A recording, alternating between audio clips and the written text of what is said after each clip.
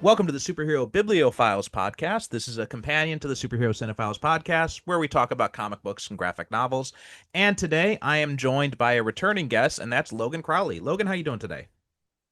I'm doing great. Thank you for having me back, Barry. Oh, had a lot of fun having you on last time when we talked about the Roger Corman Fantastic Four.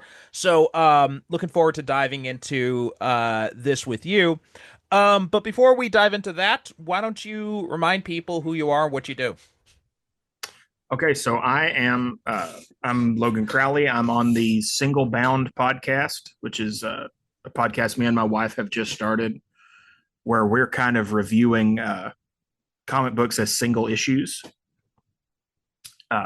We have 5 episodes out at time of recording, and we go through the comics that I really love, that I think, and we try to hone in on that specific part of the medium, which is kind of getting lost, where it's just you pick up one issue, you have one whole adventure, and talk about why that means so much to me, and try to spread the love for some of these more obscure issues that don't get as much attention as they used to.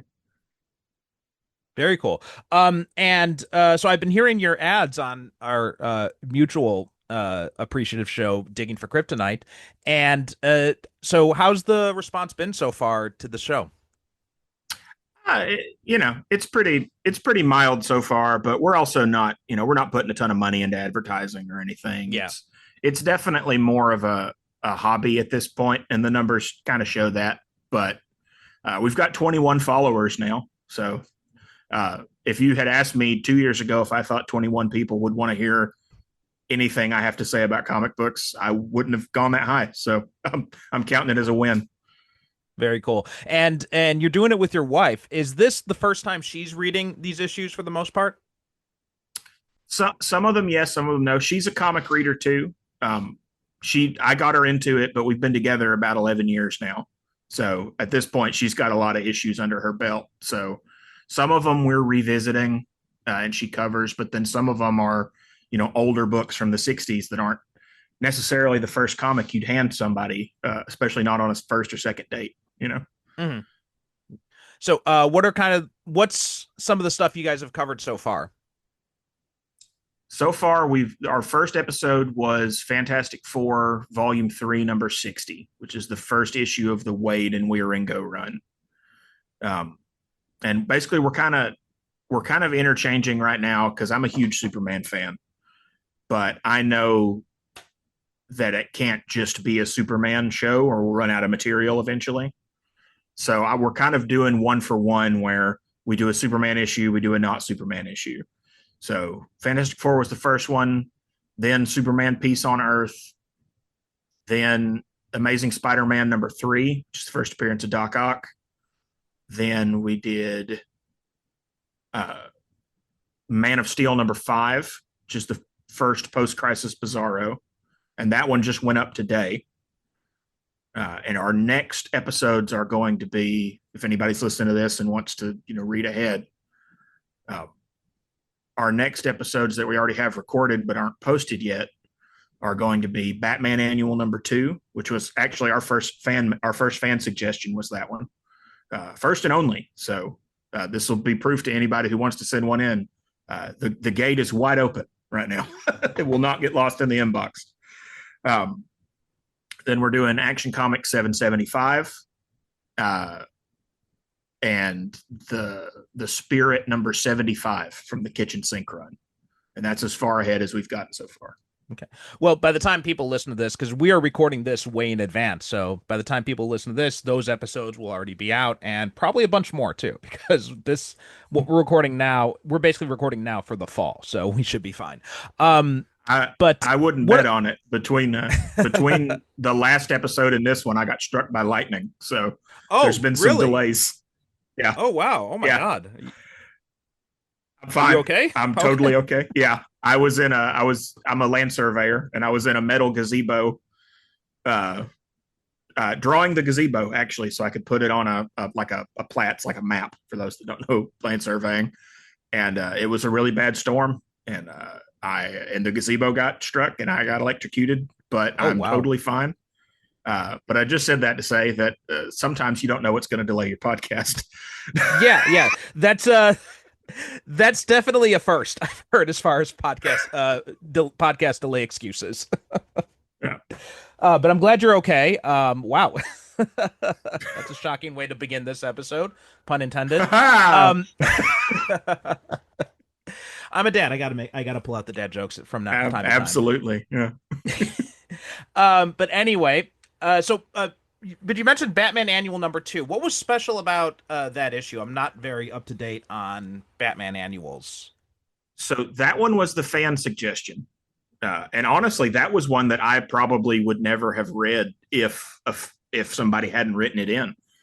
It's from the Tom King Batman run, but it is after the just this is 5 year old comic run, but spoilers for the Tom King Batman run. If somebody's halfway through it, I don't want them to get uh, curveballed here. But that in that run is famously about Batman and Catwoman getting married, and they famously super don't get married. So annual #2 was set on a kind of Earth 2 world where they do get married and they grow old and they have a version of the Huntress and stuff like that. But I didn't make it to that when I was reading the comic. I got mad and cashed out before that ever happened. So when the fan suggested it, I went, well, you get what you ask for. And I was very, very glad that he did write in because it was a fantastic issue. It was exactly the kind of thing that I wanted to start the show for.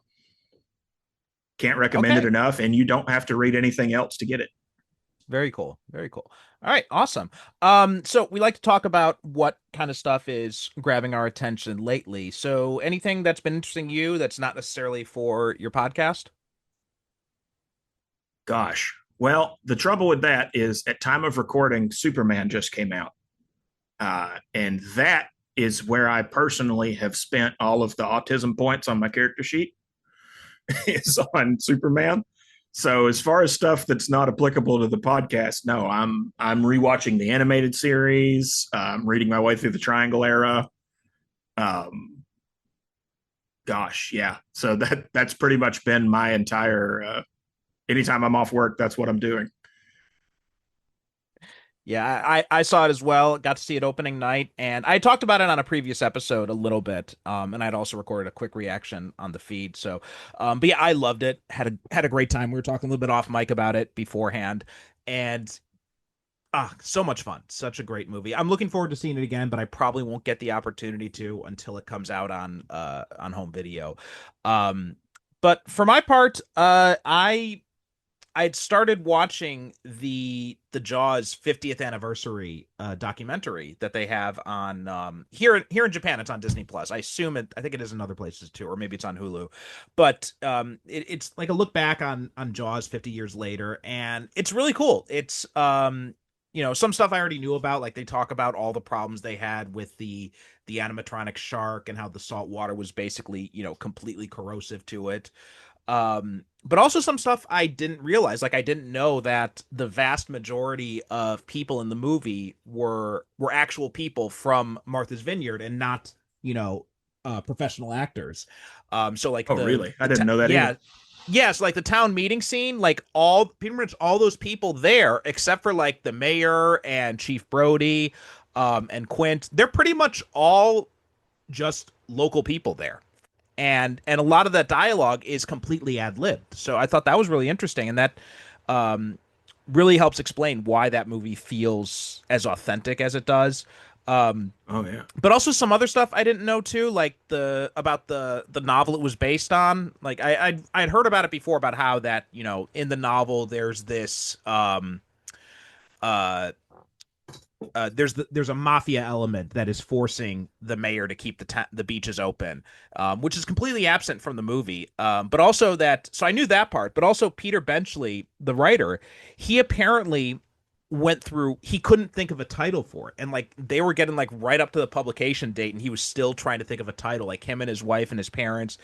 And they showed there were like pages and pages and pages of all these different titles they had gone through and rejected. So it's funny until they finally came on Jaws. And when he gave it to the publisher's like, "What does that mean?" And the guy's like, "I don't know, but just call it Jaws." And so that's how they got the title. Well, Um, sometimes that's how magic happens subtly. yeah, yeah, it's funny. Like we look at it now, it's like, well, yeah, obviously you'd call it Jaws. What else would you call it? But it's funny to see like how much trouble he went through trying to think of the title. And also something else that's interesting is Fidel Castro apparently loved the book. He was asked in an interview like what he was, what he was reading or something. He mentioned like the Spanish title of or whatever of Jaws, Yeah. and the interview asked him, like, why are you reading, these Western, capitalist novels? And he's like, no, no, no. This book is like the perfect metaphor against capitalism. And I'm like, Oh yeah. yeah, he's right, actually. And Peter Benchley, he had it was archive footage, an archival interview with Peter Benchley because he's dead now. But Benchley was talking about when he read that interview, and he begged the publisher to put that quote on the book, and they wouldn't do it. Wow. Well, I bet you could get that on the book these days. I think now you could Like, probably do it, yeah. But back then they were too afraid to put that on the. And he was like, "What other book is going to have a quote from Fidel Castro about it?" So it's like I wanted that on there. I thought it would be a great marketing opportunity. Um, but anyway, you know, your that's your your point about the title raises an interesting question I've never thought about before. Is is the Peter Thiel Jaws from James Bond or the shark first? that's a good question. I'm not sure because the so Jaws first appeared in the movies in Moonraker, right? I think so. But And okay, so Moonraker came out in 79. Yeah, 79 Moonraker came out. But I'm not sure when when Jaws the character first appeared because, there were obvious I think he came from the novels. because I had always kind of assumed that he was named after the shark, but That was maybe always my not. assumption. That was always my assumption as well. Um yeah, I'm looking through it now. So okay, so he was created for the movie. It says here that he first Spy Who Loved Me was the first time he appeared, which is in 77. And Okay.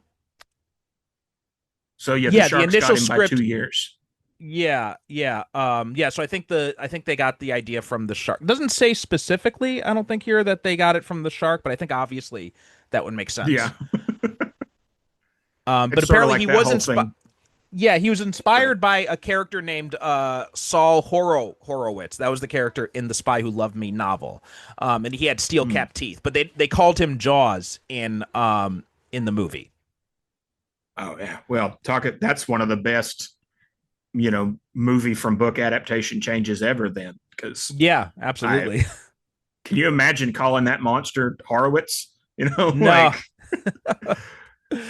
All right. But anyway, today we are talking about a comic book, and this is one you recommended to me, one I'd never read before, and this is Superman versus Mongul. So this is a collection of stories of Mongul's earliest appearances.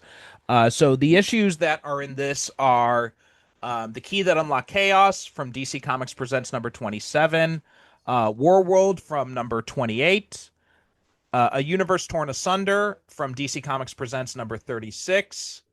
In Final Battle from DC Comics Presents number 43. And then also for The Man Who Has Everything, the classic story from Superman Annual number 11. I think it says here. It's very small on my screen here. oh yeah, And annual 11. yeah, okay, yeah, thank you. Yeah. And it looks like Len Wein wrote the first two stories, the Key That Unlocked Chaos and War World. Paul Levitz wrote A Universe Torn Asunder and also In Final Battle. And then for The Man Who Has Everything, that was obviously written by Alan Moore. Jim Starlin was the artist on most of these, except for In Final Battle. That was Kurt Swan, classic Superman artist there. And then obviously Dave Gibbons did the art on For the Man Who Has Everything. Now this was my first time, you know. Well, before we dive too much into this comic, what is your history with Mongul? So I really discovered this run of comics about a year ago. I've always, I've known Mongol since I was a kid. The first story I read with him was the um, exile arc in the Triangle era. and then he was on the cartoons and stuff. And but I always felt like Mongul was like diet Darkseid, and I think that's how a lot of people see him. And honestly, as much as I like this book, that's not an unapt description. So about a year ago, I read the Philip Kennedy Johnson arc, and I like that comic a lot. I did not find it as revolutionary as a lot of people did, but I thought it was a good Superman comic. Um, but that got me thinking about what is it about Mongol that give him this staying power, right? He's in the Death of Superman. And of course, I've read For the Man Who Has Everything, Superman Annual number 11, one of the greatest Superman comics of all time. But it just got me thinking about when you listen to comic creators talk about Superman villains, Mongol ranks really high, especially classic guys. Gary Conway loves Mongol, Alan Moore loves Mongol, and Mark Waid loves Mongol. And so I thought, well, there must be something with Mongol that I'm missing. So I started reading I gathered up every post-crisis Mongol appearance. And what I found out pretty quickly is not only are they all bangers, especially for the era, but they are one story. And for the Man Who Has Everything, what was really shocking to me, then why I keep beating the drum for this run of comics, is I didn't realize that For the Man Who Has Everything is the conclusion of an arc, right? It really ties in with these other comics, and it's a great comic on its own right. But when you read it in the context of Mongol's other appearances, why he has this hatred for Superman, I think really pops. I think it really elevates that comic and also to see what a hard time. This is Bronze Age Superman. He can time travel at will. He can move planets. He's completely as powerful a Superman as there has ever been, and he just loses a couple of times. So it really made me understand when I discovered this why Mongol has such staying power now, is because he is a monster in these stories. Yeah, yeah. So my introduction to Mongol came from the Reign of the Superman story, like when he was and yeah, kind of like I never really gave much thought to the character, and I never really encountered him much. I had never, until recently, I hadn't read For the Man Who Has Everything. I was aware of it, right? It's one of those stories that's always mentioned. I was aware of the famous burn scene when Superman uses his heat vision on Mongol.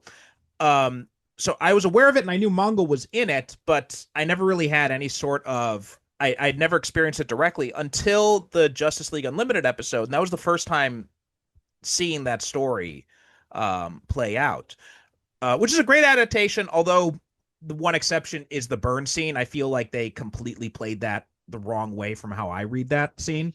Yeah. Like I always read it as just like Superman just kind of like whispering it and then unleashing it. And Yeah, the I way don't, he had, and they do it as a yell. Yeah. yeah, and I didn't like that. That is the one change I would make to that episode. And then it was a few years ago when I picked up the DC Universe stories of Alan Moore. I think was the name of the trade or something along those lines. And that had For the Man Who Has Everything and Whatever Happened to the Man of Tomorrow. So that was the first time actually reading it. And yeah, that is a great story. But outside of the War World Saga was like the first time I had read a modern story with Mongol that made me kind of appreciate him as a character a little bit more. And I know it wasn't Philip Kennedy Johnson who did this, but the idea of like Mongol being like a title that keeps being passed down and inherited, I thought was a really interesting idea to kind of set him apart from like a dark side type.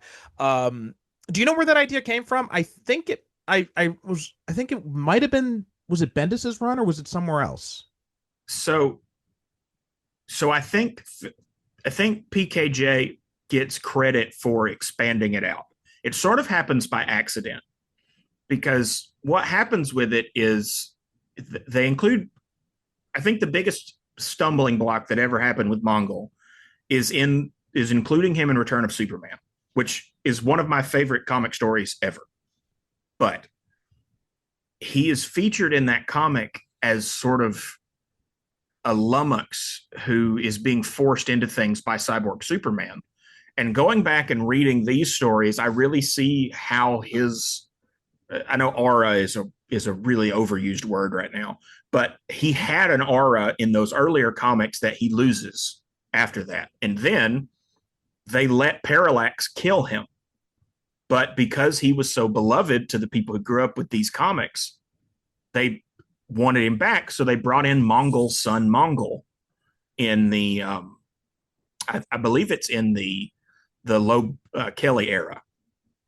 And so that brings you in this second Mongul, who's Mongul's son Mongul. And that character exists until Bendis made him just a real laughing stock in his run. That Mongul becomes there's a whole joke in that run that drives me crazy, where every time Superman gets really mad about something, he flies to wherever Mongul is and beats him up. And it ruins Mongul. It's out of character for Clark. I hate it. I hate that gag. And I Yeah, think there's a lot of thing about that. There's a lot to hate in that run. yeah, this episode is supposed to be about good comics, and we could lose 2 hours with all my problems with the Bendis run. but that led to when PKJ was taking over, he asked Bendis to put in the scene where his third Mongul comes and kills his father, the second Mongul. And then PKJ brought in this idea that of the Mongul son of Mongols all the way back, and also really built up the lore around Warworld. That is my favorite part of that arc. The only thing I wish is that PKJ had made his Mongul more powerful. He constantly has his Mongul have to like sneak and cheat to beat Superman, and I'm like, you don't have to lower your Superman's power level or his villain's power level. But as you can see in these stories we're going to talk about, Mongul and Superman is more than a fair fight. Just let it be. Mm-hmm. Yeah. Yeah. And I think that was a good way of dealing with these kind of like different versions and like these vastly different interpretations of Mongul because like you, my impression of him from Reign of the Supermen was just kind of like, all right, he's kind of like a glorified henchman, really. He's not really so when I found out that he was like the main villain, the villain behind like for the man who has everything, I'm like the cyborg Superman's henchman, really? So Yeah. so yeah, I'd also had that impression. The idea of him being, kind of like a dark side light is definitely well intentioned, right? There's definitely a apt point, right? The whole idea of War World compared to Apocalypse and all that, and just like this whole demeanor, his entire form, and all that. It's all very evocative in different ways of Darkseid, and it kind of feels like maybe they want to do a Darkseid story, and editorial is like, no, Darkseid's busy somewhere else. So it's like, okay, we're going to create Mongul then instead. It's kind of like the impression I Yeah. think you probably wouldn't be wrong if you had that impression of him because he does kind of have that aura about him. Um, Mm-hmm. uh, but yeah, I loved all that in the Warworld saga, and I thought that was a great way of expanding the character and to account for all these different versions of him. But let's break it down into this one. Like I wasn't sure what to expect because I don't have a lot of experience with pre-crisis Superman. Um, I've read some of the original stuff back from the early Golden Age, and I've read, there's the reputation it has in the Silver Age of being like kind of hokey. But I hadn't read any really, I don't, outside of the Alan Moore stuff, I had never read any of the Bronze Age stuff, and obviously Crisis, but I'd never read any of the Bronze Age Superman stuff. So this is kind of like my first dive into some of these stories. Um, and yeah, I had a lot of fun with it. I thought this was I mean, I've never been a fan of the Legion, so that that whole aspect of it wasn't was not so much of a high point for me. Yeah. But the stories themselves were very well done. And we were talking a little bit off mic about this before, and one of the things that struck me too, and you had mentioned this, was Clark's arrogance here. And yeah, that's not something I was expecting because you think of the more human foibles of Superman, it's really in popular consciousness. I think people associate more with the post-crisis Superman, and there's this image that I think many of us have that pre-crisis Superman was always kind of like this perfect, never does anything wrong character. But Man, he's pretty damn arrogant in this scene with Martian Manhunter, right? Oh He's yeah. like, look, John is telling him, he's like, I've got to protect this thing. We're talking about, this is probably the most dangerous object in the universe. And Superman's just like, yeah, but I'm Superman. Yeah.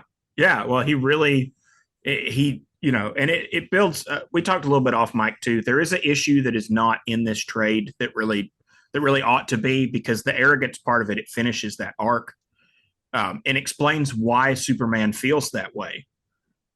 But basically, Superman at this point in this story really, really feels like he's the only one that it's safe to let handle things because of how powerful he is, and that he's almost protecting people by taking on all this responsibility. And I think that this issue with Martian Manhunter, and then the one with the Spectre that's in 29, that's not in this trade, really highlights it makes Superman realize, okay, you're not the only guy with powers.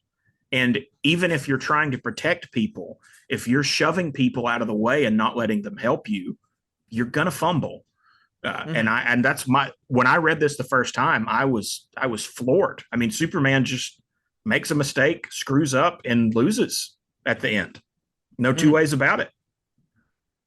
Yeah, and then we get the second issue of this arc where Supergirl comes into the fray. Um, and can I just say I hate this costume design she's wearing in this era with the hot pants and the little tiny S shield on her chest. Oh yeah, it's it, bad. it, it, It's real it bad. was Yeah. so distracting. Alex Ross's favorite Supergirl costume, though. Are Uh, are a you co- freaking kidding me? yeah, he said in a number of interviews that if it was up to him, that's what she would be wearing forever. Which I think is a testament to how much nostalgia can lock people in. Because unless this was your Yeah. first Supergirl costume, there was no reason to like this costume. Yeah. Oh, yeah. I that yeah, I'm at a loss with that. Um but yeah, one of the things that struck me here was just kind of how kind of like um unimpressive Warworld is compared to how we think of how it became in later years. Um Yeah, it really just which is felt more like a interesting. plot device It's here. in this Yeah. weird middle place because it it is, they talk about it having nuclear bombs and jet engines, which is very quaint, but then it's also knocking around a Superman who is as close to a god as he's ever been. It's this weird intersection of how power scaling has changed since Mhm. 1980. Yeah, I definitely prefer the more modern versions of Warworld where it's like this, this gladiator type planet thing, or like, and then Mm-hmm. we see in the PKJ run where they really dive into the kind of the history and the culture of it. I thought that all made it a lot more interesting. Um Now you wanted to well, first off, we're gonna take a quick break and then we'll come back and we'll talk about the rest of this story. Blast off into a new universe with Corsairs, a new sci-fi space opera serial by me, Percival Constantine. In these adventures, join the crew of the Corsair, a group of intergalactic mercenaries, as they struggle to survive in the depths of corporate-controlled space. If you're a fan of Firefly, Cowboy Bebop, or Guardians of the Galaxy, then you're going to love Corsairs. Subscribers to my Patreon get 2 new episodes a week, while free members get 1 new episode a week starting in December. Patreon offers new subscribers a 7-day free trial, but I'm also throwing in another perk. If you sign up with the coupon code SCP, you'll get 90% off your first month. So visit patreon.com/Percival Constantine and join in the adventures. We all love superhero movies and TV shows, but what about the comics that inspired them? Marvel, DC, Image, and more have provided the template for the movies and shows we all enjoy watching, and it's important to honor that tradition by buying and reading comic books. Superhero Cinephiles is proud to be an affiliate of mycomicshop.com. It began as a small mail-order business operated by junior high school student Buddy Saunders all the way back in 1960, and has been operating on the internet since 1997. My Comic Shop has new releases, value packs, back issues, trade paperbacks, comic art, regular auctions, and a whole lot more, including 35% discounts on pre-orders. You can also sell your own comics or utilize their consignment services. You can even create your own want list of comics you're searching for. To get started, check out our affiliate link in the show notes or on the superherocinephiles.com homepage. And we are back, still talking about Superman versus Mongul. And you had mentioned that the conclusion to this story, with what happened to Supergirl and the whole conclusion of Clark's arrogant character arc here is resolved there. And they left that issue off of here because apparently it does. You said it doesn't actually feature Mongul in that issue. But did you want to talk a little bit about that conclusion since I don't have it in here? Yeah. Well, basically, what happens in that issue is Supergirl is unconscious, but because she is in the vacuum of space, she is not slowing down. So she is gaining speed as she sails unconscious, and she goes beyond the time barrier, and then she goes beyond the time barrier, beyond the universe barrier, and Superman is chasing her, trying to catch up, and he actually flies outside of infinity. You see a white background with an infinity symbol in the back, and he's just almost got her, and he crashes into the Spectre, who tells him, he's like, if you go any faster, you're going to see heaven, and mortals are not allowed to see that. So I can't let you follow. And Superman, who's still in this very arrogant mode, basically is like, well, then I'm going to go right through you. And this Superman is just completely humbled by the Spectre, hits him as hard as he can, leaves a crater, he doesn't move, tries to outrun him. The Spectre is just there. At one point, he tells Spectre, I won't stop till I go right through you. And the Spectre says, if that's what's going to make you feel better. And Superman puts his arm through his chest, and then the Spectre just keeps his arm in his chest. And he's like, all right, now you're through me. Are you going to calm down now? And he basically grows and like sticks Superman into his eyeball. And you get this really trippy moment where he forces Superman to relive the destruction of Krypton. And he forces Superman to relive the death of Pa Kent. And he basically tells Superman, you are trying to fix everything because you feel so bad about these people you couldn't save. But in trying to always be the one with your hand on the steering wheel, you caused this whole problem with Mongul that should have never happened. And then the voice of God comes down and tells Superman that he loves him and everything's going to be all right. Like, no kidding, big light, the Lord. And Superman kind of like, oh, and I left out a part where he actually makes Superman fight an evil version of himself who is acting the way Superman has been acting. That happens in there too. Wow. It causes Superman to realize how arrogant and out of control he's gotten. And once he calms down and acknowledges that he has been messing up, the Spectre just, kind of snaps his fingers and hands him Supergirl. And it's like, I always could get her, but you needed to chill. That sounds like a really excellent story. I'm kind of disappointed that wasn't in here. Now that you talk about it like that. Yeah, Wow. I feel like they should have included it. I Yeah, know it even if doesn't actually have. Go ahead. No, I was gonna say, yeah, even though it doesn't include, I was gonna say probably the same thing as you, but even though it doesn't actually have Mongol in it, I mean that's an excellent that's a big story point to kind of leave out here. And I just kind of assumed that that would have really brought that whole arc into much clearer focus, because I was mostly focused on reading it as just like, okay, this is a fight between Superman and Mongol. This is their first meeting. This is, Superman screws up, and then we end up seeing Warworld getting released. Um, I wasn't keyed in as much to the character side other than just thinking, wow, Superman seems kind of arrogant here. And I think if that last part had been in here, I think I would have had a much, I enjoyed the story for what it was, but I think I would have had a much deeper enjoyment of it if I had gotten to read that last part as the conclusion to it. Yeah. Well, it also, I think it really plays in with when you get into the next issue that's collected, which is the Starman issue. Mm-hmm. Superman is very much like, we're going to work together to do this. I think even though it's a different writer, this was a time when comics was very collaborative. I think it's very intentional that the next time Superman deals with Mongul, he has a completely different approach and it goes better. Yeah.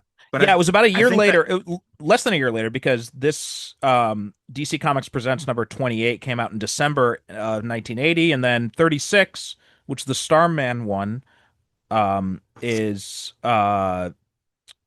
1981, August of 81. And so I assume that the 29 came out January of 81 then.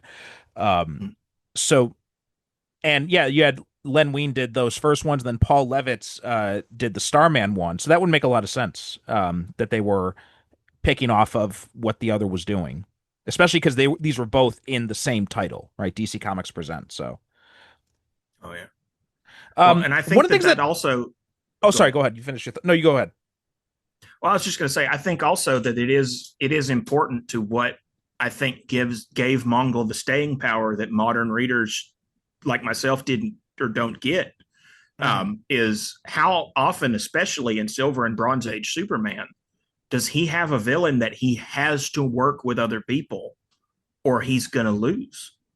And I bet reading that as a kid, if you had mostly seen Superman fight mad scientists or, characters like Mixelplick who are more powerful than him, but it's very silly, you know, this was a very different thing. Superman just gets beat twice in this Mm-hmm. first part, just knocked unconscious. First fight in a Rocky movie, out cold, no tricks, no kryptonite. Just this guy hit him and he stopped being awake. Yeah. So I want to talk about the Starman issue. I mean, there wasn't a whole lot in here that was very impressive. Like not as impressive as the Len Wein stuff. But one of the things that just jumped out to me reading this was the character Mentor, Starman's Mm-hmm. mentor, I guess, or something. Which it struck me that this was drawn by Jim Starlin, who also created a similar character named Mentor for Marvel Comics too. So I was wondering if Yeah. that Mentor came out in 1973. So I'm not sure where if he was just kind of like trying to transplant his Marvel creation over to DC or what. But I thought that was if anything, it's a fun coincidence there. Well, and remember too that character with his mentor also has a very famous Dark Side knockoff that was the villain of that run that Jim Starlin created. That's Uh, true. Yeah. Jim Jim Starlin is definitely a writer who, when your only tool is a hammer, every story looks like a nail. Um, I definitely don't though. I think of all the DC Starman, I think the Paul Levitz one is the weakest, and I felt like because of that, the part where we're following him, I think, is the weakest part of this comic. Once Yeah. in this whole trade, yeah. I was really Once kind of like Superman comes in, zoning out during that part. yeah, no, it's boring, and that character is just the term hat on a hat. I mean, this guy is just a pile of magic items flying around the universe. Like when Mongol takes his sources of power away from him, it's like five things. Like it's like it looks like he took his whole outfit, but the spandex. It's goofy. Um, Also, man, Mongol likes using these cubes a lot, doesn't he? I never realized that was such a Yes. character trait. No, yeah, I didn't realize that either. But early Mongol definitely likes to use his. They're basically Pokeballs, right? Hmm. He throws Yeah, them at basically. people, and then and then they're trapped in this tiny thing. That of all the things that this Mongol can do, I think that one was okay to leave in the dustbin of pre-crisis. Yeah, yeah. And then we get into the next story, which is the crossover, the Legion of Superheroes. Um, and I mentioned before, like I've never really been a big Legion of Superheroes fan. I've never really understood the appeal of them. Um, but I just gotta say, what is with Cosmic Boy's costume in this Oh, it's story? off. It's awful. Yeah, yeah. No, it's the worst superhero costume I think that has ever been in comics. Yeah, did Uh, he did he get the Legion call when he was going to an S&M club or something? this was during a time when Paul Levitz, the Legion was a very well set. I'm a big Legion fan. And I will just if you ever want to like a taste of like what good Legion is with a very low barrier to entry, you should check out the Mark Wade and Barry Kitson Legion run from the early 2000s. Like that's a good like sampler. And if you'd like it, try more Legion, and then you'll know who some of the characters are. And if you don't, just then this is just not for you. But Yeah, there, I have considered that as well. Like the I've heard a lot of good things about the Wade run, so that it's made me curious to check that out eventually, especially because it's Mark Wade, so I'm oh yeah, always interested in anything he does. it's not my favorite Legion run, but I think it is the safest. I think it is the most accessible place to get your foot in the door with the Legion. I don't think Mhm. any of the other relaunches do a very good job of making it palatable. Uh, but this was during a period where the Legion was selling very well, and part of the reason it was selling very well was sex appeal. All of the characters had grown up, and instead of being teenagers, they were now in their 20s, and they started all sleeping with each other and cheating on each other. And that led to a lot of really bad costume redesigns, like Cosmic Boy. He's not Saturn Girl also has a costume during this time that is basically just a series of strategic handkerchiefs like what he's got on. And they're all the stories are okay, but all of the costumes are hard to look at. I gotta say too, I really liked Clark's excuse for having to um for not being able to be involved in this. Um, right when he says Yeah. he says it's like, oh well, if I don't get home fast, the parakeet I'm watching while my neighbors away will be killed. I left the gas on in my apartment. So I'm just like I had I love whenever they come up with these. You know what it reminded me of? It reminded me of the Amazing Spider-Man 2, which when we're going through this like montage of Peter trying to balance his life as Peter and then as Spider-Man, yeah. and he's in bed and he's all covered from like a bomb explosion. He's all covered in soot, and then Aunt May comes in. She's like, "What is wrong with your face?" He's like, "Oh, I was cleaning the chimney," and she's like, "We don't have a chimney." Yeah, my favorite part of it, I had to post this today when I read it, that panel, because my favorite part is as he's given that explanation in the background, Lois says, "Clark, you make being friends very difficult."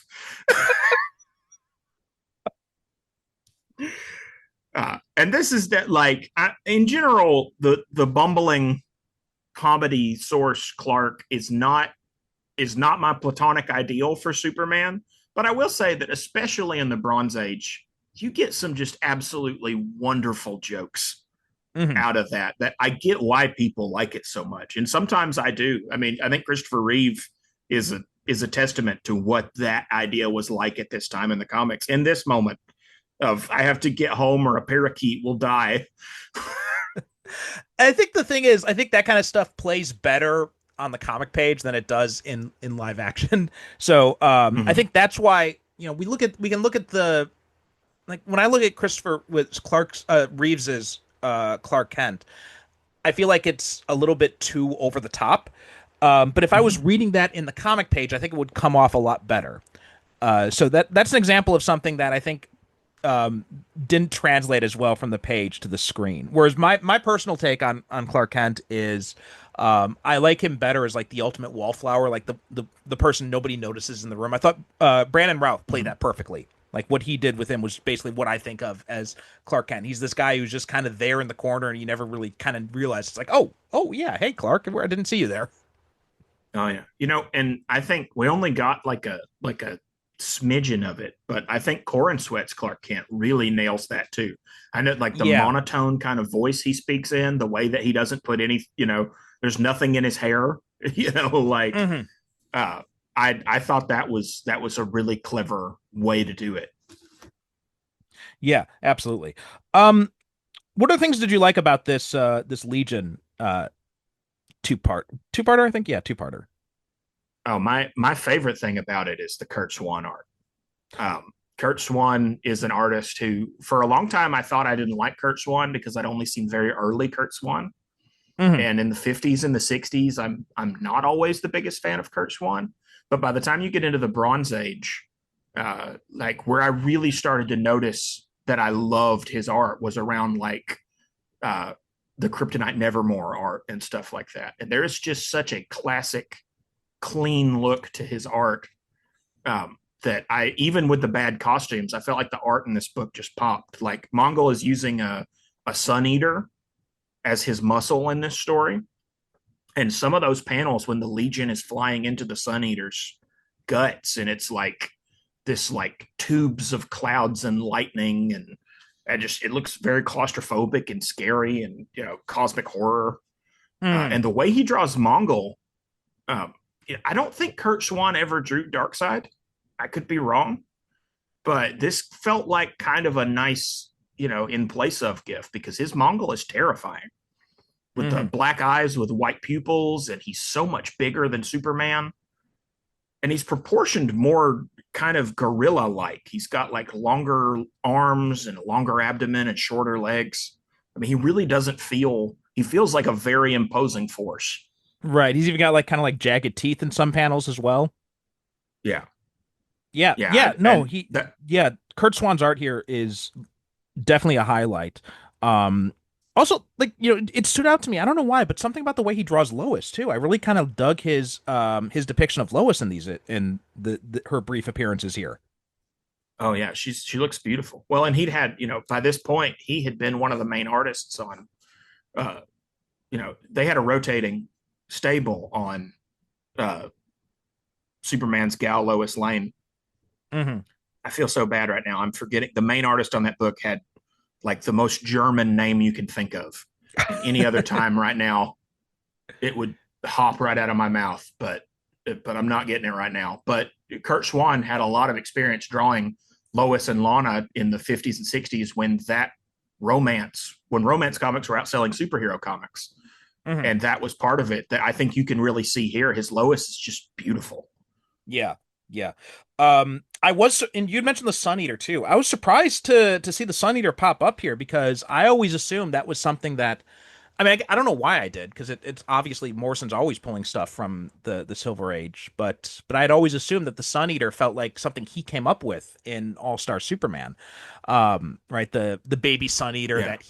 that he's feeding in the fortress, and then has it take out what was the sun in All Star Superman, also in DC 1 million. I can't remember the character's So name. Solaris, the Tyrant Son. Solaris. There we go. Thank you. Yeah, yeah. I was thinking. So that brought me right back to All Star Superman, and I was surprised how much of a deep cut that Sun Eater actually was. So another fantastic Legion story, but not a good first Legion story. Is probably the greatest Legion story of all time. Is the Sun Eater saga that Jim Shooter wrote in the '60s, and it's remarkable for two reasons. Number one, at the time that it came out, it was probably the best written DC comic ever. Like it was really incredible. The characters just had an interaction and a pathos and personality that you just did not see at in DC Comics at that time. But the other thing that was remarkable about it is Jim Shooter wrote that book when he was 14. And light spoilers, but one of them dies in like 63 or 64 in a book that was for kids and never comes back. I think Like don't they reference that in this issue? they do. That's what I thought. And Yeah.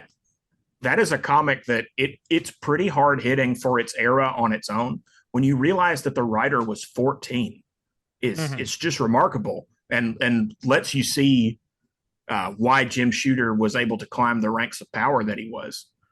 But the Sun Eater is the main antagonist of that, and I think they do a good job in that story and in this story of letting you realize, what do you do with this thing? It's just a cloud Hmm. of lightning. You can't punch it. You can't. It's just going to eat your planet. Also, something else about Swan's artwork here, and I'm just noticing this now, but he does put a little bit of effort into differentiating faces, which you don't always see a lot in a lot of different comic artists. I remember some of the you read some stuff like back when Marvel was doing the Essential books and they were all in black Mhm. and white.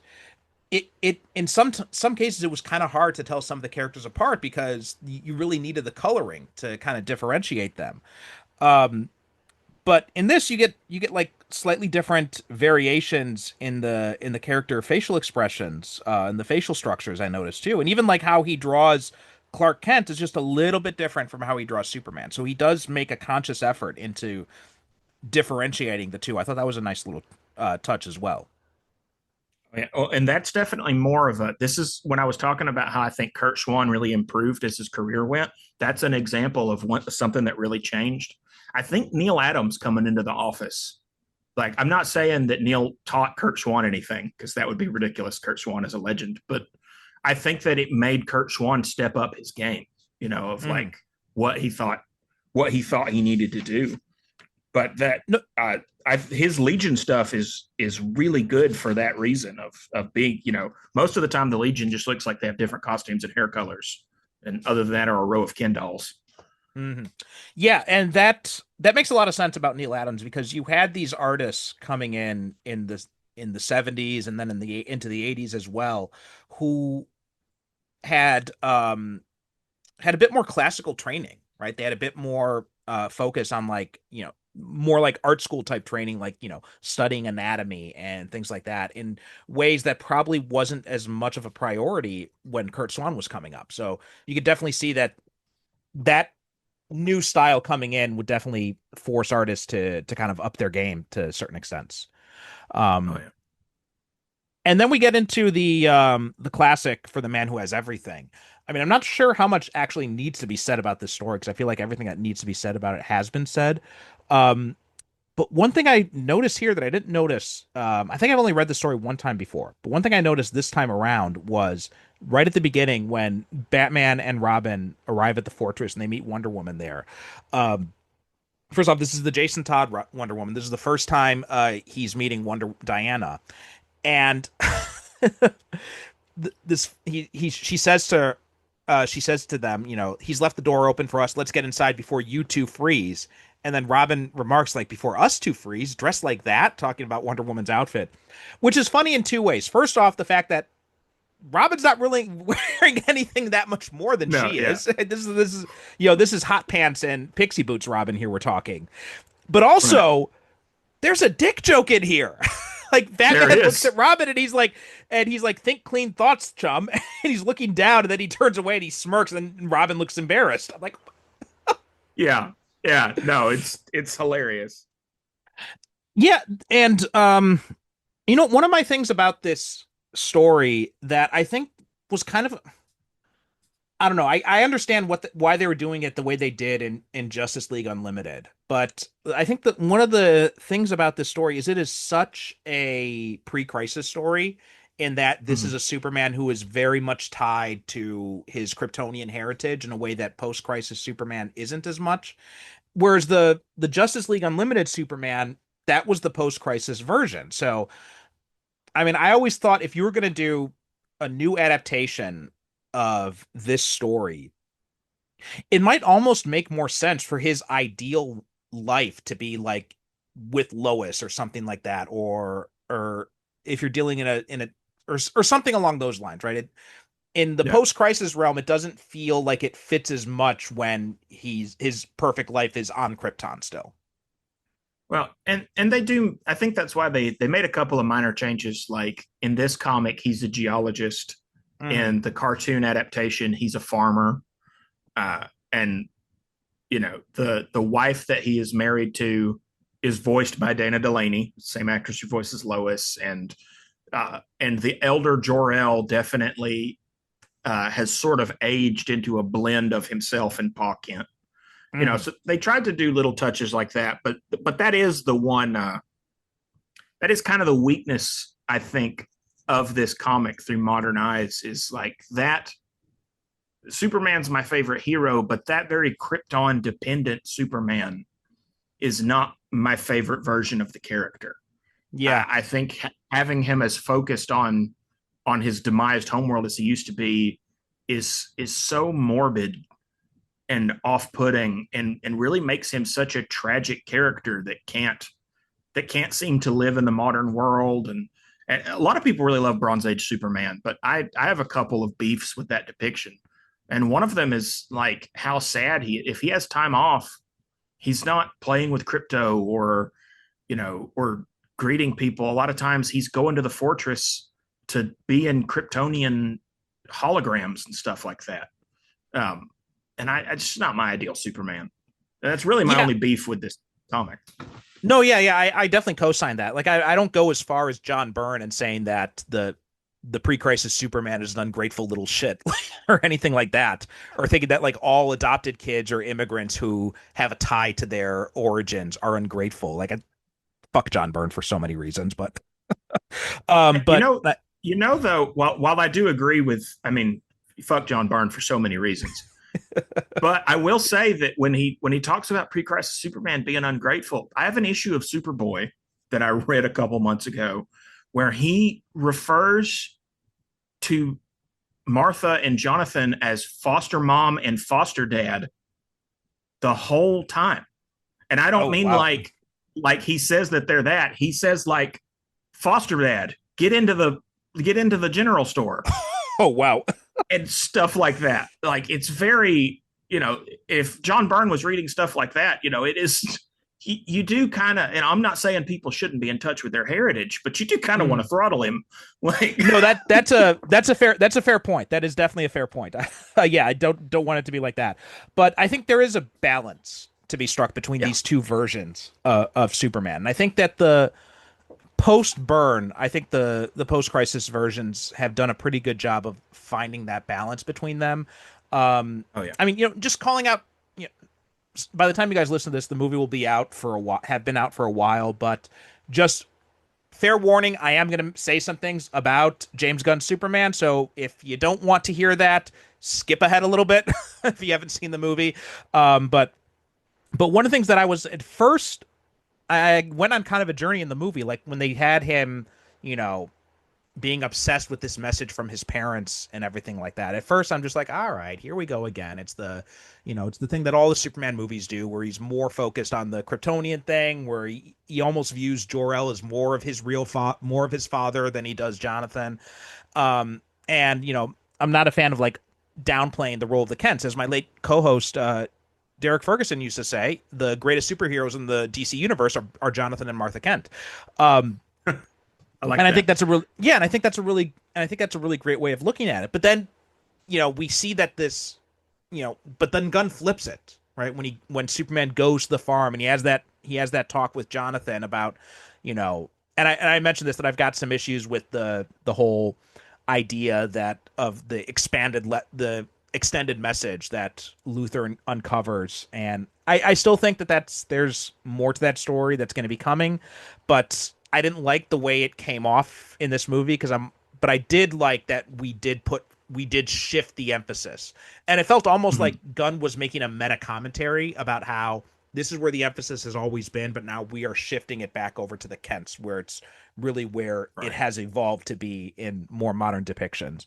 And all the way to like at that flip at the end where at the beginning he says he likes to watch the message from his parents, it soothes him, and he's watching the message from Jor-El and Lara.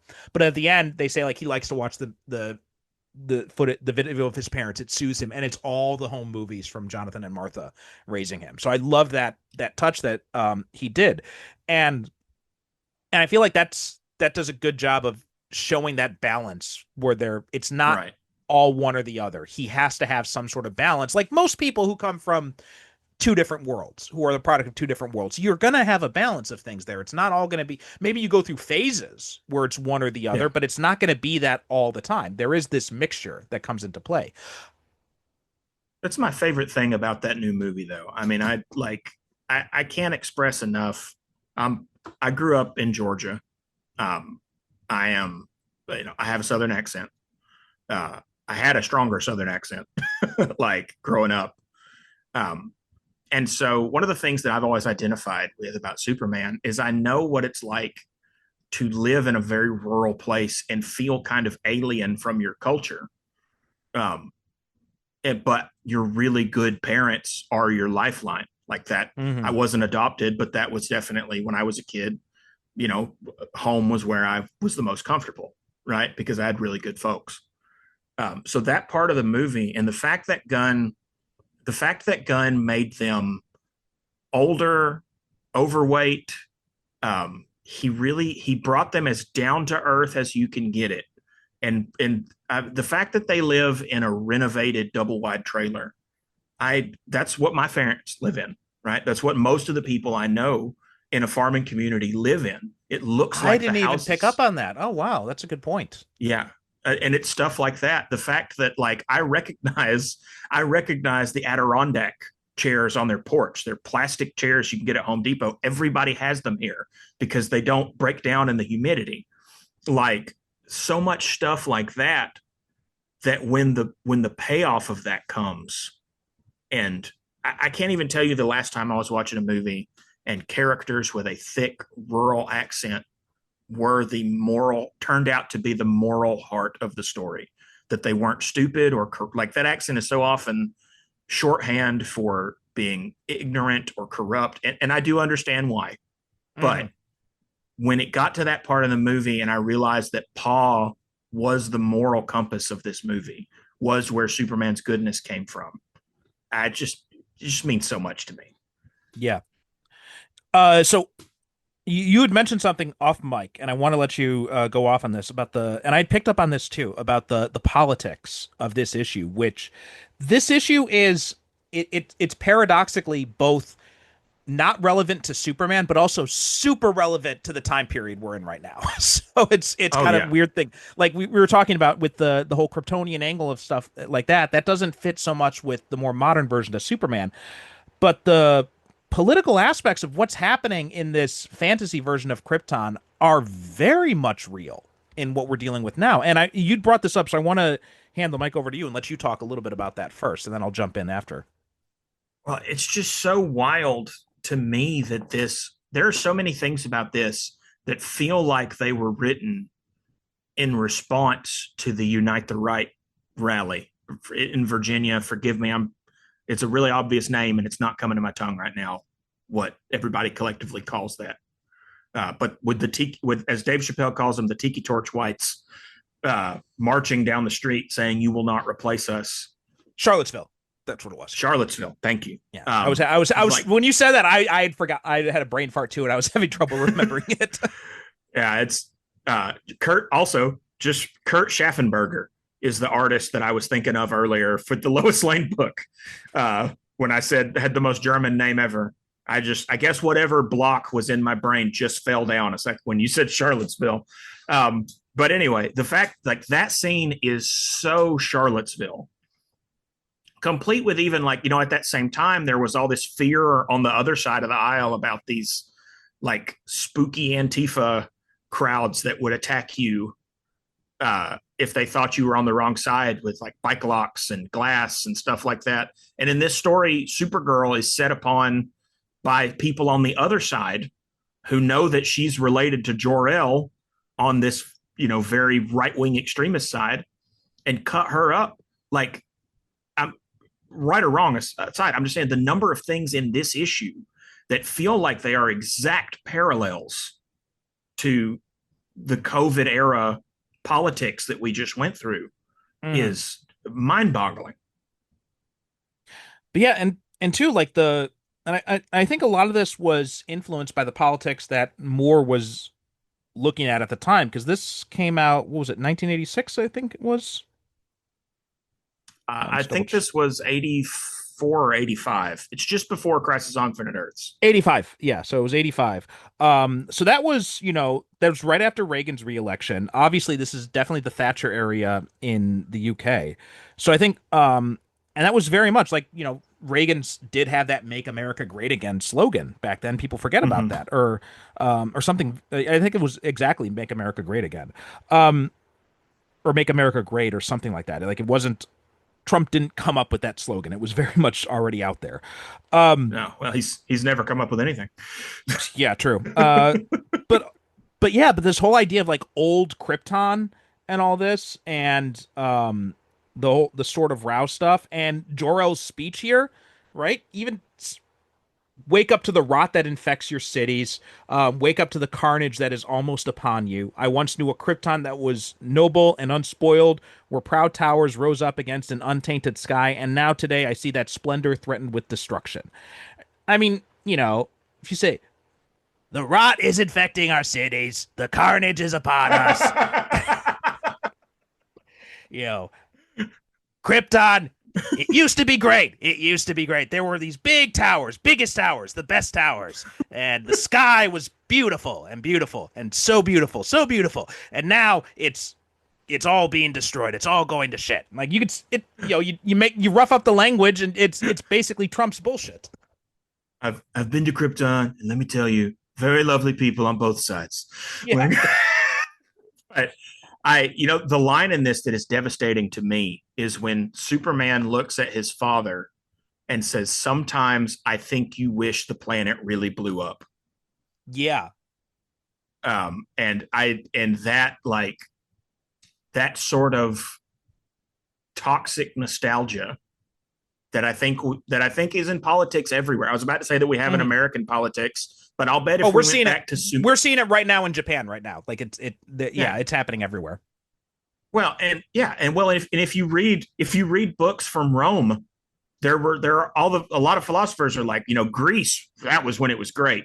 Like, I think it's just humanity. Like the first cavemen remember where there was an apple tree and know they don't have one now. So they go, make the apple tree great again or whatever, it's just something very biological in us. But the specific way that it is visualized, the old Krypton movement are wearing clan robes. They're carrying their swords, air quotes, people, we're not audio based, but like they're burning crosses. Yeah. And the counter protesters again are dressed very much like the Black Bloc Antifa protesters from the time. Like there's so many visuals in this that feel so specific to something that wouldn't happen for 40 years, and that's just mind-boggling. Reading it this time, this is one of my favorite comics ever. This is a top 5. This issue's top 5 comic book for me. But reading it this time, all that stuff jumped out at me in a way that it never had before. And this was the first time where I was reading it and I went, man, I really like this better than the animated adaptation, because the animated adaptation sidesteps all of this. But this was the first time I was like, oh, this is how Superman is fighting his way out of this vision. Is Superman realizes that, like, if Krypton hadn't exploded and he'd had his birth father and all that, it wouldn't be sunshine and rainbows all the time, right? Because he blew up when Superman was a baby, he gets to keep him as this very perfect, like a butterfly in amber version of Jor-El. And this is Superman's subconscious being like, hey man, if he was alive, you guys would disagree about stuff. If he didn't blow up, he'd be the biggest laughingstock in the world. And even if he didn't, Kryptonian society is going to have the problems that all societies have. What you just said there is that clued into it's very similar to what I was reading into it as well. And something that I feel that the animated version doesn't have. And I think, and maybe it's because of the runtime, they just didn't have the space to deal with it. But the fact that you have Jor-El taking this turn in this fantasy, I think that is a way of Superman trying to fight through it a little bit. And to your point, right, there was I'm reminded of 30 Rock when Jack Donaghy meets his real father. And for anyone who hasn't seen 30 Rock, Jack Donaghy, played by Alec Baldwin, is a right-wing asshole, and he meets his father, and his father, played by Alan Alda, is like a total lefty, right? And so it's like the flip side of the typical argument of politics, and they fight over politics, and they fight over because Alan Alda's character is so left-wing and Jack Donaghy is so right-wing, and then afterwards, Jack is talking to Liz Lemon, Tina Fey's character, and he's saying he's like, he's completely different from me. We're not alike at all. I don't want to see him again and ever. And Liz says, like, wait, so you and your dad had a few drinks and then you argued about politics. That's what having a dad is.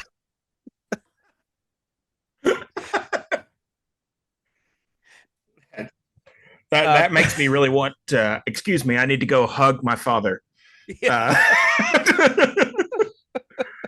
But no, that made me, just that idea made me think of it. But also another thing that made me think of too was that line that Clark says to Jor-El, or Cal says to Jor-El, like, sometimes I think you wish that Krypton did blow up.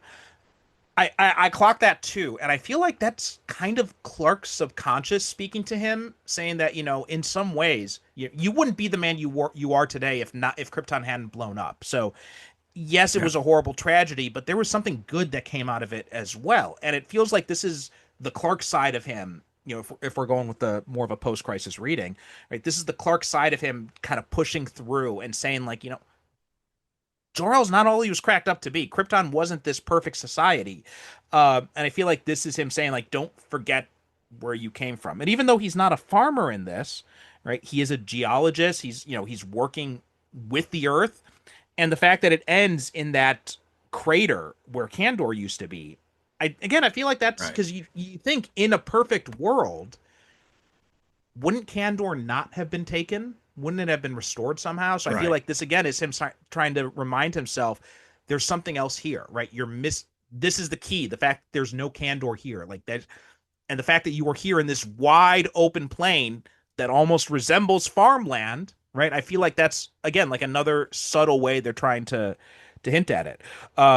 That's I've brilliant. never clocked Uh, I never clocked those things on the first read through of it, and maybe it's because most of the times I've encountered this story has been through the animated version, and this is only like really my second time reading this story through. Um, yeah, there's a lot more stuff that is coming out, and it's Alan Moore is one of those writers who really rewards, and, and he's got his issues absolutely, but overall, yeah. I think he's one of these writers who really rewards repeat readings of his stuff and closer readings of his stuff because you pick up on more things when you go through it. Oh yeah.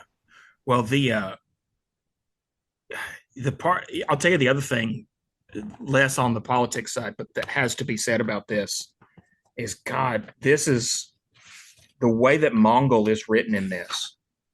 There's a moment where Superman is under the Black Mercy, and Mongul is alone with Wonder Woman and Batman and Robin. And this is before the George Perez reboot. So it's very important for anybody who comes across this who's not read Wonder Woman comics from before 86. This is a much lower powered Wonder Woman than you are used to. She cannot fly without the jet. She is not invulnerable. She is super strong, but she has to block bullets with her bracelets, right? So in a world where this is a guy who, in this same trade that we're reading, has knocked Superman unconscious twice. Uh, in a room that you're in with him and you don't have a Superman, this is just a daunting prospect. And he asks them, he says, naturally, I shall need time to settle in and adjust to your many interesting customs. I know, for example, that your society makes distinctions on a basis of gender and age. Perhaps then you would advise me which of you would it be polite to kill first. Uh, and I love that. That is such a great bad guy line. But what I love about it is that Wonder Woman responds to that. She takes one look at Batman and then she walks up and just absolutely clocks him in the mouth. Yeah. And I've seen people online say that Wonder Woman's treatment in this issue is misogynistic, or that they feel like that how badly she loses this fight to Mongol is in some way diminishing of her. And that is a take that I could not disagree with more, because I love that the fact that she is completely outmatched in power and she fights him tooth and nail, right? She absolutely gives, the only reason they survive is because she forces him to, beat her unconscious. If Mm-hmm. she can breathe, she can fight. She's shooting him with lasers. She's using stuff around the fortress. This is one of my favorite Wonder Woman stories for that reason. I think it really shows you the tenacity that character has. No, yeah, I agree. I mean, Moore definitely has his issues when it comes to female characters. Oh yeah, for But sure. I don't think this is necessarily an example of that because, like you said, this is a Wonder Woman who this is at a time when she is at a lower level of power than she is traditionally thought to be, right? She's not Superman's equal like she is in more modern versions at this point. And like this is a Wonder Woman who can't fly. That's why she has the invisible jet in the first place. For instance. But there's a tenacity about her, right? She doesn't stay down. She always gets right back up each time. So and I think this is easily the go ahead. No, you go ahead, finish your thought. I was just gonna say I think this is easily the best pre Death in the Family Jason Todd story as well. The Batman stories from this era with him in it were difficult to enjoy, but Moore really gives him an arc in this and lets him have a big moment. He's the one that beats Mongul. He's the one that saves the day. You know, I love that about this. Yeah, that's a good point as well. The fact that he's the one who's able to kind of figure out a solution to this, and also speaks a little bit to the edge that Jason would later develop, because this is a torture device basically, and he decides he's going to slap it on Mongul. Yeah, although that is something I love more about the adaptation is as much as I hate for Jason Todd to lose his one good Robin moment. In the episode, they let Wonder Woman have that moment, and I do prefer that. I just think that makes her story in this a lot better. Yeah. But also the way Dave Gibbons draws Mongul here, man, like the term crazy eyes comes to mind, because he really draws, like, we talked about Kurt Swan's art, which was great, and he did a great job depicting Mongul, but the detail Gibbons uses, especially around Mongul's eyes, it's downright creepy. Like, this is a Mongul that is truly, I don't think Mongul has ever looked more terrifying than he does in this issue. No, I don't either. I'll tell you something else I took away from this. This is a good time to say. Something that after reading these issues for this episode, something that I feel very strongly about is they need to crank Mongul's height back up. And honestly, they need to crank Darkseid's height back down. Because I think that if Darkseid was in the Jack Kirby zone where he's like 6'5" or 6'6", and Mongul is like he is in these stories, where he might be 15 feet tall. I mean, he's humongous. I think that gives those characters a better distinction as to like who they are and what kind of presence they have. But also, all throughout these stories, Superman is about as tall as Mongul's belt buckle. And you just feel Superman and the other characters in this story, when Mongul looms in over them, you feel this oppressive terror that you just do not get if Mongul is 6'3". No, absolutely. Like the panel with when he's kneeling down to talk to Batman, and even kneeling down, he's still taller than Batman, right? It's like it's like he's talking to a child almost in that. And it's so Gibbons does excellent work with light too, like the one, and like the angles he chooses. It's true cinematography in this issue. And I'm not sure how much of that, and I know because I know Moore is famous for having these super detailed scripts, so I'm not sure how much of that is Moore's putting stuff in and how much of that is our choices Gibbons is making. But whoever is responsible for it did an excellent job. Like and also, like, when Superman, awakes, and, Batman has succumbed to the Black Mercy, and then, Jason looks up over his head and he sees Superman, and it's like, even Superman looks terrifying. Oh, yeah. Well, and this is the... Go ahead. But also the great, the use of the lettering, too, the way he shouts Mongul, and it's, this curve. I'm a letterer by trade, so I'm very, very sensitive to this kind of style. And, like, the way that he's got it, I'm not sure if Gibbons drew this or if this is the letterer who did this, but whoever did it, like the way that it's, happening behind Superman and it's incorporated to the panel, and they're curving outward as if it's his voice, extending, echoing. Amazing use of the space there and use of the format. Oh yeah, it's just incredible. Well, what I was going to say a second ago, that's on the note with the lighting. This is the birth of Angry Red Eyes Superman. And like a lot of things, it is perfect here because it had never happened before. Right. And I feel like, especially in a post Jim Lee world, we are seeing the angry red eyes way too often on Superman. Uh, the fact that I think it was the Pete Holmes Batman sketches that had Superman do that, and they had him call out. He goes, "Oh, he's using his angry eyes," you know. but in this comic, when you had never seen it before, when he lights up and he says, I agree with you. I think it should be a whisper. He says, "Burn," and he just unzips him across the chest with the heat vision. It's terrifying and Yeah, effective. yeah, absolutely. Um, so that's Superman versus Mongol. Were there any final things you wanted to mention about this book or any of these individual issues in it? And I just really, I would really encourage anybody who listened to this to go read it.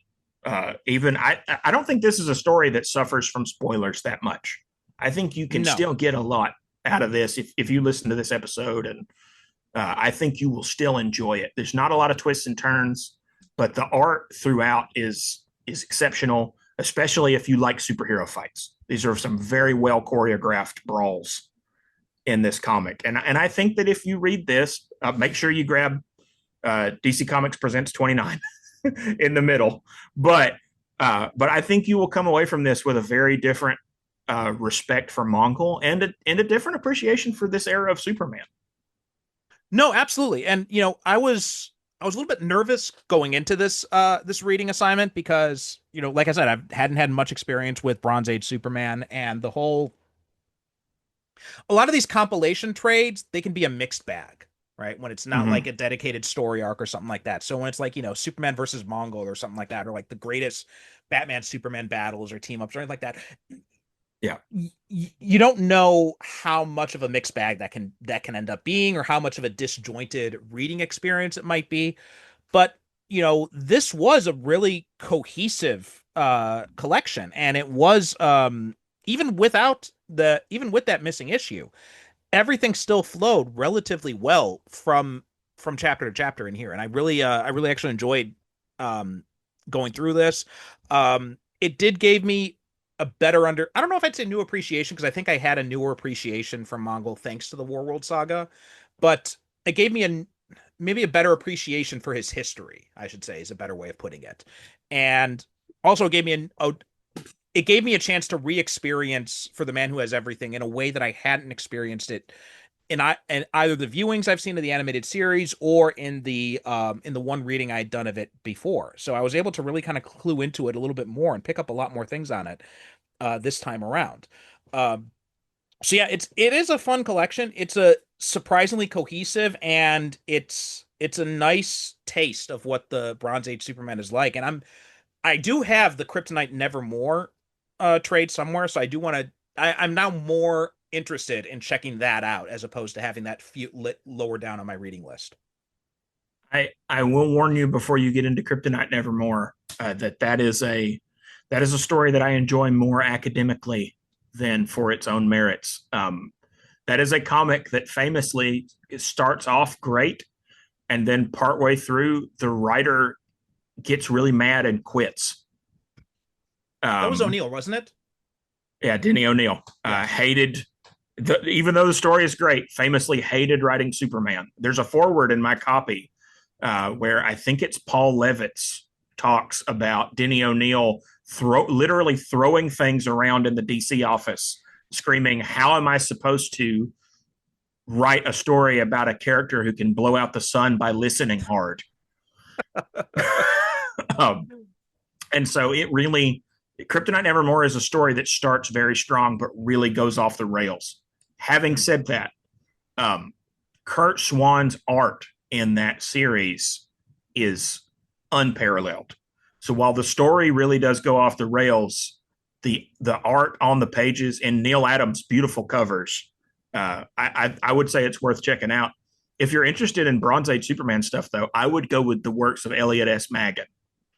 I've been That's the meaning to gold check stuff. out Megan stuff. Yeah, I've been meaning to. Yeah. Has any of that stuff been collected? Do you know? Uh, so if you get the Superman in the 70s trade, it has a number of those stories in there. But as far as a Superman by Elliot S. Maggin trade, if there is one, I've never seen it for sale. There certainly should be. Yeah, I mean, well, I mean, I could. Well, DC's really busy putting out the 50th version of the the latest anniversary of Hush. So, God, yeah, yeah. Well, but and yeah, all the same books you've already gotten, but 4 inches tall now, yeah, right? exactly, yeah. Ooh. Well, I mean, I do like that they are making those available in more places to get them, but also, I mean, and I had said this, at the time we're recording this, Digging for Kryptonite, they had recently done a, what kind of trades would you like to see? And one of my suggestions was this idea of print on demand stuff, like, because DC's Mhm. always releasing this stuff and they put out one book and nobody buys it and they think, well, I guess nobody's interested in it. But nobody's buying it because they already bought the last 10 editions you had out and Right. they want the rest of this collection. I'm still waiting for Judd Winnick's Outsiders Volume 2, which doesn't seem like it's ever going to come. Oh gosh, yeah, yeah. Don't And even. I could name 11 things I in the know, same boat. but it's like just and like I understand, you got the comic book market and all this, and the pre-orders matter and everything, but just put stuff out print on demand, so then it's no cost of inventory, and people, and if it does well, then you can do a print run on it, or make it just at least make it available digitally. And on that note, goddamn DC, open up your fucking app. I mean, I can access Marvel Unlimited no problem whatsoever. I am willing to buy the Ultra membership if you will let me, but you won't because you won't open up in Japan. Instead, the closest thing I get is Global Comics, but even they only have like a small, very tiny selection of DC stuff. So it's very frustrating. I want to give DC my money, but they apparently want me to pirate stuff, which is very annoying. Yeah, yeah. I didn't know that until you told me earlier today, but that is incredibly frustrating. Well, even like the but the triangle era omnibuses, it's only available in print. It's not even available digitally. It's like, what are you doing? Oh, Come on. jeez. Oh gosh. I hate to So hear that's that. I'm so sorry. that is I mean, I could probably do a whole series of episodes on all my complaints about DC's collections. So let's not go too far down that rabbit hole now. But anyway, we'll save that for our Bendis rant episode. We'll just package them together. 9 hours. Oh yeah. All right. Anyway, Logan, thanks so much for coming on. And why don't you tell people where they can find you? Once again, we have a podcast called Single Bound. It's on Spotify and YouTube. Spotify is updated a lot more reliably. And we would love to have you come join us there. Send us recommendations for single issue comics you think are great. We will definitely review them. Okay. And as for us, superherocinephiles.com is the website, superherocinephiles.com on Blue Sky. And also we are Super Cinema Pod on Threads and Instagram, although Blue Sky is mostly where you can find me these days. Thanks so much for listening, and we'll talk to you next time.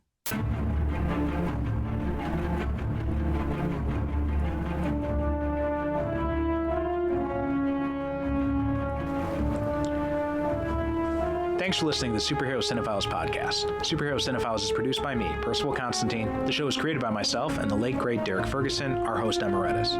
Visit us on the web at superherocinephiles.com to listen to past episodes or find out how you can be a guest yourself. Support the show by visiting our advertiser links or click the Buy Me a Coffee link on the website to make a one-time donation. We are Super Cinema Pod on both Instagram and Blue Sky, so please be sure to follow us. We'd also appreciate it if you could rate and review the show on Apple Podcasts and share us with your friends.